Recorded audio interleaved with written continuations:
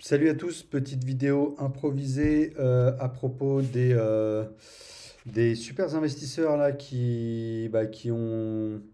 On a révélé les investissements de ces super investisseurs donc pour le Q4 2023. Donc on va voir un petit peu, on va voir un petit peu ce qui s'est passé. Moi j'aime bien regarder ce que font toujours ces investisseurs-là, donc les Warren Buffett, les Bill Ackman, etc. Ça permet d'avoir un petit peu, de prendre un peu la température du marché. Donc moi j'utilise beaucoup le site Dataroma, hein, pour la plupart d'entre vous doivent le connaître, ce site.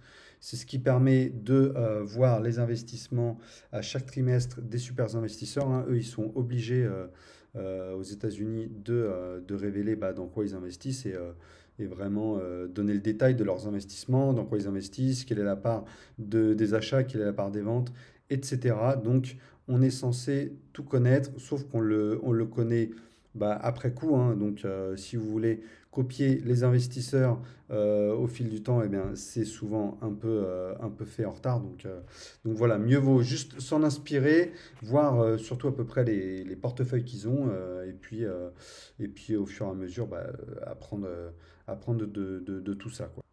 Donc, on va voir en premier lieu. Alors, je ne vais pas parler de Bill Gates ni de Michael Burry parce que c'est deux investisseurs qui m'intéressent un petit peu moins.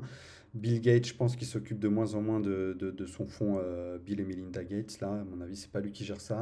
Et Michael Burry, il fait toujours des moves un petit peu bizarres. Donc, du coup, je vais vraiment m'intéresser à six investisseurs: Warren Buffett, Dave Cantesaria, Chris Owen, Bill Ackman, Chuck Hack et Terry Smith. Voilà pour les investisseurs que l'on va voir. Donc on va tout d'abord regarder ce qu'a fait Warren Buffett. Donc là, on peut voir un portfolio date. Donc là, c'est l'état du portefeuille au 31 décembre 2023. Ce qui fait que là, alors où j'enregistre cette vidéo, on est le 16 février. Du coup, il y a un mois et demi de retard, hein. Il a très bien pu faire des moves en un mois et demi. Donc tout ce que l'on voit là, c'est une photo prise au 31 décembre dernier. Et il peut y avoir des changements depuis. Donc là, on peut voir qu'il a vendu du Apple, hein. Il a vendu 1% de son portefeuille, 1% de tout ce qu'il a chez Apple. Donc il a toujours 50% de son portfolio chez Apple, Warren Buffett, ce qui est énorme, hein. C'est vraiment la moitié de sa fortune investie en bourse. Il a remis quelques billes sur le pétrole, hein, le pétrole qui a pas mal baissé ces derniers mois. Du coup, voilà, il table sur une augmentation des cours du pétrole certainement pour 2024, hein. On va surveiller ça. Sinon, pas trop de move. On va regarder les achats. 315 sur Sirius. Je sais pas ce que c'est que cette action. Bon voilà, quelques moves surtout sur le pétrole et un petit move sur Apple. Donc c'est assez léger, hein, pour Warren Buffett. Voilà, deuxième super investisseur que l'on va regarder, Dave Cantesaria de Valley Forge Capital. Alors Dave Cantesaria, c'est peut-être celui qui m'inspire le plus car il a un portefeuille très concentré, lui, hein. Il a 8 valeurs en portefeuille, ce qui est rien comparé à certains autres gros investisseurs qui des fois peuvent aller jusqu'à 60, 70 actions en portefeuille. Donc je partage pas mal d'actions de son portefeuille, notamment Mastercard, Intuit et Visa. Et on peut voir que lui, alors lui, c'est vraiment du buy and hold, hein. Lui, c'est vraiment un portefeuille très concentré. Et c'est l'archétype même de l'investisseur buy and hold. Lui, il fait très très peu de moves, hein. On peut voir l'activité sur les derniers mois. Eh bien, ça, c'est vraiment toujours les mêmes actions, hein, sur lesquelles il n'est pas du genre à acheter, puis vendre, puis acheter, puis vendre. Vous voyez, hein, c'est toujours des petits moves sur Visa, Mastercard, Fair Isaac, SP Global, Intuit. C'est un peu, voilà, c'est ces 3-4 actions là que l'on voit souvent, Moody's également. Si vous regardez tout ce qu'il a fait sur les 2 dernières années, c'est principalement sur ces 5 actions. Et le gars n'a même fait aucun move. Là, on peut voir, hein, Q4 2023, Q2 2023, il a fait aucun move sur le trimestre 3 2023. Donc voilà, quelqu'un qui sait patienter et qui sait rester zen, hein, face aux aléas du marché. Donc c'est plutôt un exemple. Voilà, Dave Cantesaria, c'est celui qui drive le Valley Forge Capital Management. Donc moi j'aime beaucoup cet investisseur et je m'en inspire pas mal. Troisième investisseur, Chris Owen, donc de TCI Found. Donc c'est celui qui a eu la plus grosse perf en 2023, hein. Je crois qu'il a gagné plus de 13 milliards de dollars net. Chris Owen est l'investisseur voilà, celui qui a fait le plus de thunes en 2023.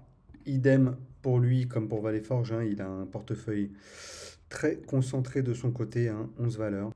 On peut retrouver encore des valeurs un peu, voilà, qu'on a retrouvées chez Valley Forge, hein, Moody's, Visa, S&P Global. Il a aussi du Alphabet. Et il y a un truc qui est assez rigolo d'ailleurs, c'est qu'on peut voir que il a fait un move assez bizarre. Il a vendu 100% de ses actions Microsoft au Q3 2023 pour en racheter derrière. Donc, il a racheté pour 10 millions d'actions Microsoft au Q4. Donc, très bizarre, sachant qu'en plus, Microsoft est quand même assez surévalué depuis quelques semaines, voire quelques mois. Ça n'empêche pas l'action de continuer à carburer, mais s'il y a bien une valeur sur laquelle il faut faire gaffe en ce moment, c'est Microsoft, hein, qui est selon moi surévalué, contrairement à Visa, Mastercard ou Alphabet, sur lesquels on peut mettre quand même encore quelques cartouches. D'ailleurs, je viens de mettre une cartouche sur Alphabet. C'est la première action sans dividende que j'achète depuis pas mal de temps. Voilà, j'ai un bon feeling sur Alphabet et sur le fait que Google, parce qu'en fait euh, Google va licencier pas mal d'employés et c'était ce qu'on disait, enfin, l'un des problèmes de Google était qu'ils avaient pas mal d'employés et qu'ils rétribuaient en stock option beaucoup leurs employés. Du coup, ça a mangé un peu sur la performance de l'entreprise. Et Google, normalement, devrait voilà, se libérer un peu de tout ça en 2024. Donc, ça laisse supposer qu'Alphabet puisse quand même prendre pas mal de valeur cette année, quoi. Donc, voilà, j'ai mis une petite cartouche de 500 euros aujourd'hui grâce à mes investissements programmés Trade Republic. Quatrième investisseur, Bill Ackman. Alors, on va voir ce que Bill Ackman a fait. Bill Ackman, qui lui aussi a un portefeuille assez concentré. Alors, Bill Ackman s'est débarrassé de Lowe's à 82%. C'était sa plus grosse valeur, il me semble, avant le Q4 2023. Et bah voilà, je pense qu'il a eu un bon feeling par rapport au fait de voilà de pas se prendre la récession 2024. Enfin voilà, tout le monde parle de récession, mais on va dire quand même l'immobilier se porte pas très bien et tout ce qui est lié bah voilà aux réparations de la maison, investir pour la maison. Ça risque d'être un peu compliqué en 2024, je pense, notamment aux États-Unis. C'est vrai que quand il y a de l'inflation et quand les taux directeurs sont hauts, je pense que c'est pas les périodes les plus propices à faire des travaux dans sa maison. Enfin voilà, c'est quelque chose d'assez généraliste, hein, ce que je dis, mais on va dire que l'ose risque et puis même toute la conso discrétionnaire risque d'en prendre un petit coup en 2024. Hein. C'est pas le secteur qui risque de se porter le mieux, donc voilà, ce qu'il a dû sentir. À noter que Chipotle qui a carburé aussi, restaurant mexicain qui a carburé fin 2023 là et même là début 2024, hein, il aurait pu la garder parce qu'en fait, enfin il aurait pu garder ce qu'il a vendu parce que ça a pris énormément là, 14% en un mois.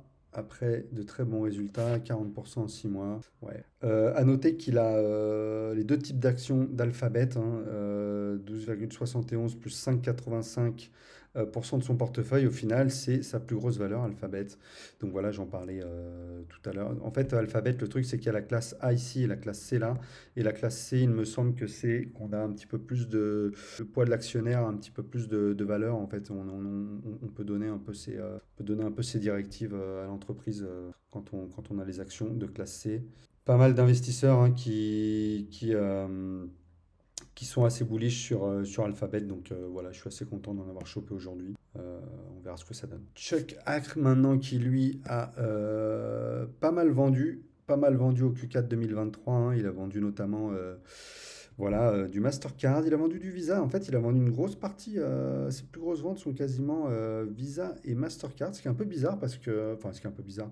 Moi, ça me semble être des valeurs plutôt enfin, sous-évaluées en ce moment. Hein. C'est des valeurs qui n'ont pas forcément autant carburé que les valeurs voilà, de la tech ou d'autres valeurs assez connues de Wall Street en fin d'année. Donc voilà, un peu surpris qu'ils se débarrassent de ça, sachant que moi, c'est vraiment mes deux plus grosses valeurs, hein, donc voilà, un peu bizarre. Bon, il a peut-être envie d'avoir pas mal de cash en portefeuille pour pallier une baisse des marchés et pouvoir acheter des actions derrière. Et enfin, Terry Smith, que j'aime bien également. Bah, lui, il a un petit peu plus d'actions en portefeuille, hein, une quarantaine. Bah, lui aussi, c'est pas mal délesté là. Il s'est pas mal délesté.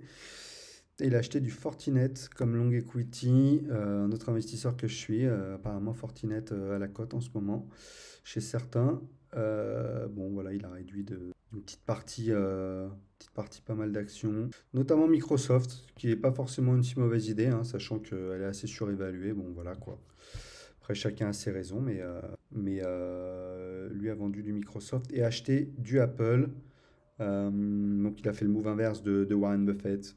Voilà, Apple qui stagne un peu en ce moment, donc ouais, c'est pas forcément l'action sur laquelle moi je miserais en ce moment, mais voilà pour cette courte revue. Alors c'est vraiment une petite revue vite fait, hein. C'était histoire de partager ce qu'on peut trouver sur Dataroma, hein. Il y a plein d'autres investisseurs intéressants là-dedans, hein. Mais moi j'aime bien un petit peu fouiller de temps en temps, notamment bah, dans ces périodes où on voit un peu ce qui s'est passé chez les gros et voir un petit peu comment sont pondérés leurs portefeuilles.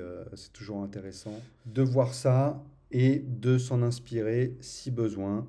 Voilà, je vous souhaite une bonne journée ou une bonne soirée et vous dis à bientôt dans une prochaine vidéo.